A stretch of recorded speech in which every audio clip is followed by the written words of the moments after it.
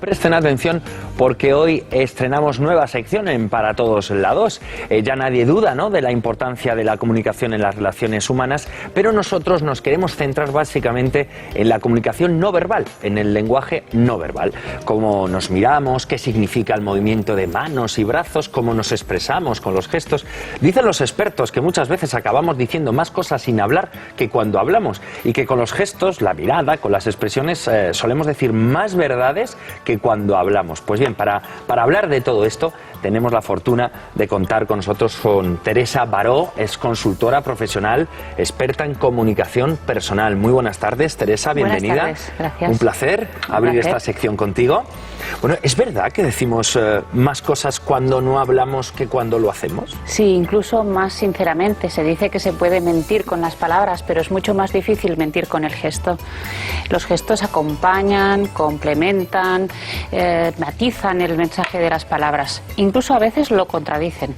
Bueno, o sea que es verdad que entonces un gesto, una mirada, no sé, transmite más sentimiento que la palabra.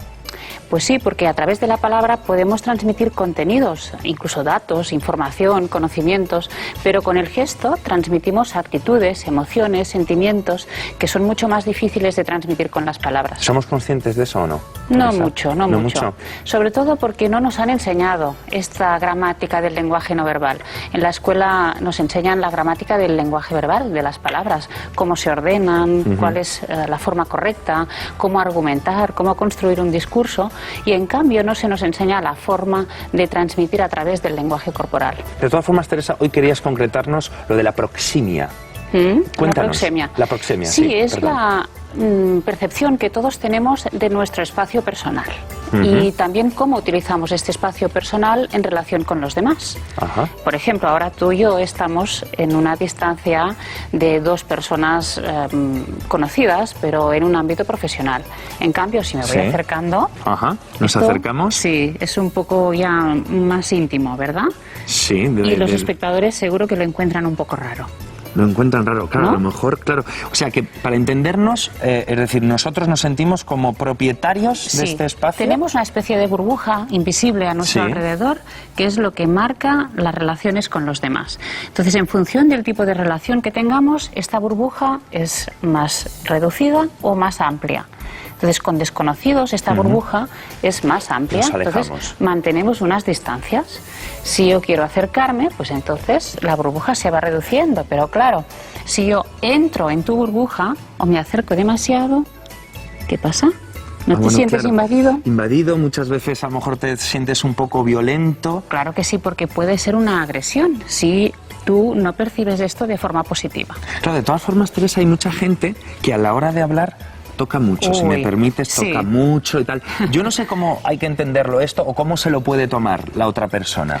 Pues el tacto puede ser muy positivo y puede generar simpatía y una buena relación de calidez, pero si la otra persona, la que recibe, no lo entiende de esta manera, puede generar rechazo y tenemos que ser muy cuidadosos con el tacto, porque además es un tema que depende de las culturas, incluso de las familias y del propio individuo. Bueno, o sea que, pero claro, ¿dónde está el límite? ¿Cuándo sabemos que, oye, inconscientemente tú coges el brazo, el hombro y bueno, supongo que lo notaremos en la mirada de la otra persona, ¿no? Sí, si somos observadores veremos cómo se tira un poco para atrás o empieza a ponerse más serio porque no quiere invitarte a que vuelvas a tocarle. Bueno, claro. Es que esto muchas veces de las distancias, hay que esperar a que te lo marque la otra persona. Tenemos que ser observadores, sobre todo, ver cómo reaccionan los demás y cómo se comportan, y en función de esto nosotros adaptarnos. Pero fíjate que el tema de la distancia en nuestra cultura, en la cultura occidental y sobre todo mediterránea, tiene unas pautas muy fáciles. La forma para tratar a un desconocido, por ejemplo, es la extensión del brazo. ¿Eso es un desconocido? Un desconocido o una relación, por ejemplo, en una tienda, con el dependiente o con un profesional. En cambio, si estamos a esta distancia, a la distancia del codo, ya estamos en una relación íntima. Claro, más cercana, más de familia familiar, o de pareja o de un amigo. Pero de todas formas, Teresa, muchas veces subimos al autobús al metro, entonces vamos a simular un poco, estamos muy pegados, no hay sitio, es inevitable tocarse. Inevitable. ¿Qué pasa aquí? Claro. Sí, eso lo sabemos los que vivimos en ciudades. Con los que cogemos el transporte público Sí, lo señor. sabemos, somos conscientes. Bueno, pero fíjate que hay una forma de compensar todo esto automáticamente, que es a través de la posición. No nos vamos a quedar de frente, ¿verdad? Así Claro, pegados. quedas un poco, sí. Y nos ponemos de lado o apartamos la mirada, que es otra forma de compensar esta intimidad que no queremos, porque no es una intimidad deseada. Entonces, si apartamos la mirada, es como decir, bueno, yo no tengo más remedio que estar así, pegado a tu cuerpo, pero no quiero tener nada contigo. Claro, claro, o sea, son esas situaciones violentas que muchas veces se producen y hay que llevarlas de la mejor manera posible. Claro, porque tenemos que ser educados también, ¿verdad? Claro, Y claro. no hay más remedio. Claro, es que no queda otra, no queda otra. De todas formas, se dice, Teresa, que los latinos, ¿no? Necesitamos menos espacio que, por ejemplo, los nórdicos. ¿Es así? Cierto, sí, sí. Las distancias son más cortas entre los latinos normalmente y por eso también nos tocamos más, igual que gesticulamos más. Hay algunas culturas que mantienen más distancias, por ejemplo, los japoneses. ¿Todavía más que los nórdicos? Sí, y no se tocan apenas. Su forma de saludar no es con apretón de manos, sino que te hacen una reverencia. Pero yo creo que de todas formas, en esto de la comunicación no verbal, el tocarse creo que es fundamental. Yo no sé si, claro, lo comento yo desde el punto de vista latino o soy una persona que me gusta mucho apretar, ¿no? A lo mejor es un defecto, no lo sé. Teresa. Si es en el momento oportuno y en la situación que lo requiere, sí. Por ejemplo, cuando queremos consolar a alguien, lo tocamos, incluso lo abrazamos.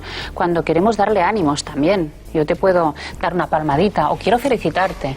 Hay situaciones en que el tacto da transmite unas emociones positivas y puede ayudar a la relación. En cambio, cuando yo te estoy tocando para mantener tu atención, te estoy hablando y te voy tocando, ¿verdad? Que molesta más. Ya es ser y tú un te vas incordio. apartando. Claro, Sí. más que Exactamente. darte calor, lo que te estoy dando es Sí, sí. la barrila, ¿no? Si me permite Claro, ya la es expresión. para llamarte la atención constantemente y eso sí es desagradable. Pero siempre se ha hablado, por ejemplo, Teresa, con los niños, la importancia de abrazarles, de tocarles, Eso de que sí. sienten ese calor familiar. Claro, transmitir cariño, pero aquí ya estamos en otra dimensión, ya no estamos en el ámbito social, sino que estamos en familia, en la intimidad. Claro, lo que ocurre que siempre hablamos de esa distancia que nosotros mismos tenemos que estar atentos, alerta de la otra persona, del interlocutor, para saber dónde están los límites. Y tiene que ser la otra persona la que nos dé, digámoslo así, esa confianza para acercarnos. Sí, si tú te acercas demasiado a alguien y ves que retira un poco el paso, pues entonces ya sabes que esta persona no desea que invadas su espacio personal. Es complicado, ¿eh? Sí, el lenguaje corporal, el lenguaje no verbal en general es bastante complicado, pero también es cierto que los conocimientos que tenemos sobre él son aprendidos desde la más tierna infancia y algunos gestos ya los llevamos incorporados como gestos humanos. ¿Crees que en las escuelas, Teresa, nos deberían de enseñar, igual que nos enseñan el lenguaje escrito, el lenguaje no verbal? Sin duda. Sin duda, seríamos mucho más conscientes de nuestra comunicación y podríamos planificarla un poco más y obtener mejores resultados. Especialmente pues, en situaciones profesionales a veces nos encantaría poder controlar más todo este lenguaje y conseguir este trabajo o hablar bien en público o estar bien aquí en la tele, por ejemplo. Claro, porque muchas veces la comunicación no verbal implica silencios, pausas, tensiones, incluso en el campo de la seducción, porque muchas veces se mezcla ahí, ¿no? Claro que sí, el buen seductor domina el lenguaje no verbal, claro que sí. El buen seductor. Uy, pues esto lo vamos a dejar otro aquí. programa. Si te parece, Teresa, lo dejamos para la semana que viene. Hablaremos de comunicación no verbal, pero... Si quieres hablar de seducción, vamos allá. Podemos dar algunas pautas. ¿Daremos pautas, Teresa? Lo dejamos aquí. El buen seductor maneja los tiempos y los silencios. Bueno, pues muchas gracias, Teresa. Muchas gracias. Un verdadero placer. Bueno, y nos